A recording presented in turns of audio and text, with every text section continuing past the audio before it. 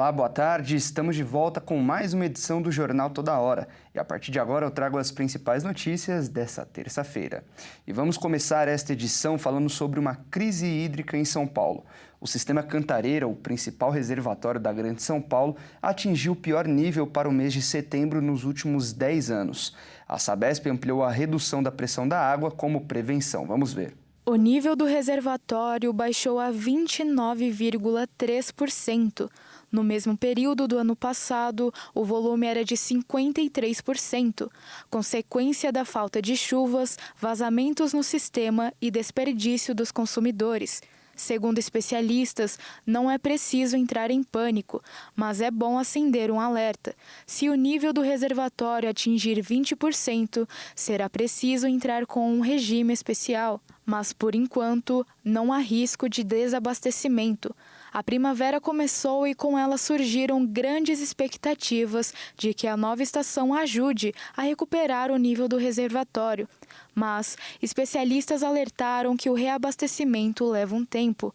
A recuperação depende do quanto choverá até o final do verão. Como medida protetiva, a Sabesp começou a ampliar o tempo da redução da pressão de água na região metropolitana de São Paulo, passando de 8 para 10 horas por dia. Com a ampliação, a restrição ocorreu das 19 horas às 5 da manhã. Em agosto, essa medida foi de 8 horas e economizou mais de 7 milhões de litros de água, um volume suficiente para abastecer mais de 800 mil pessoas durante um mês. A Sabesp informou que está monitorando a situação e pode tomar novas medidas.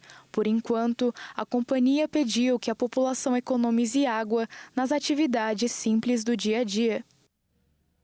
E agora vamos com as notícias internacionais. A OCDE afirmou hoje que a economia mundial vai resistir melhor do que o esperado às tarifas de Donald Trump em 2025.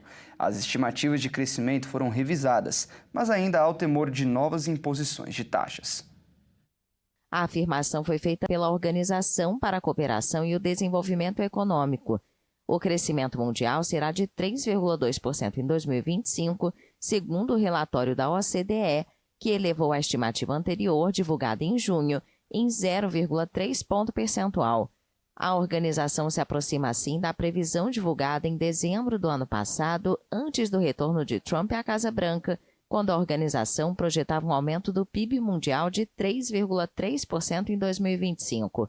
Para 2026, a previsão é de 2,9%, 0,4 ponto percentual a menos do que o cálculo do fim do ano passado.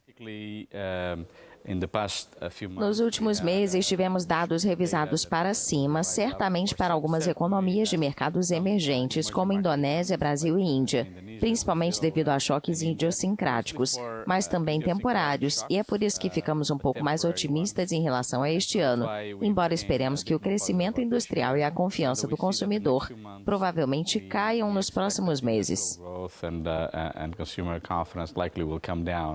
A economia dos Estados Unidos deve pagar em 2025 o preço da batalha tarifária iniciada por Washington, com uma desaceleração no crescimento a 1,8% e depois a 1,5% em 2026, contra o aumento de 2,8% no ano passado.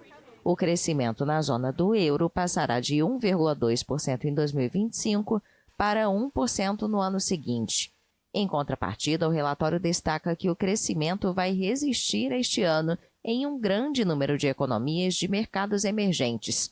A China vai registrar em 2025 uma expansão de 4,9% e de 4,4% em 2026.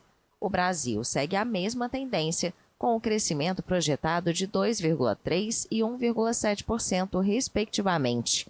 Trump impôs aumentos tarifários para a maioria dos parceiros comerciais dos Estados Unidos. Entre os fatores de preocupação, a OCDE menciona eventuais novos aumentos de tarifas, além de riscos orçamentários em um cenário de endividamento crescente na maioria das regiões e tensões sobre as taxas de juros para empréstimos. E essa edição fica por aqui. Às 14 horas eu volto para te manter bem informado. Até lá!